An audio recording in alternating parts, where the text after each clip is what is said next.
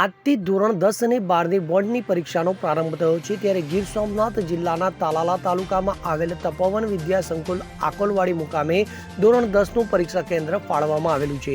તો આ કેન્દ્ર પર આશરે 400 જેટલા બાળકો પરીક્ષા આપવાના છે। તો તેઓને આ પરીક્ષા એક ધોરણની પરીક્ષા છે, જિંદગીની પરીક્ષા નથી, એટલે કે કોઈ પણ પ્રકારના ડિપ્રેશન વગર બાળકો પ્રફુલ્લિત મનથી અને શાંતિપૂર્ણ વાતાવરણમાં પરીક્ષા આપી શકે, જેથી તેમનો ઉત્સાહ વધારવા માટે દીપ પ્રાગટ્ય કરી પરીક્ષા આપવા આવેલ તમામ વિદ્યાર્થીઓનું સ્વાગત કરવામાં આવ્યું હતું।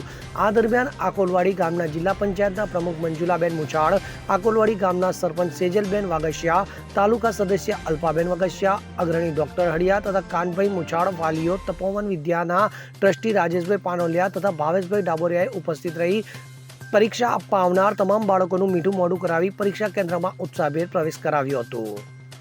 દીપક જોશી સાથે CN24 ન્યૂઝ, ગીર સોમનાથ। હવે જુઓ દેશ દુનિયાની તમામ ખબરો તમારી આંગળીના ટેરવે।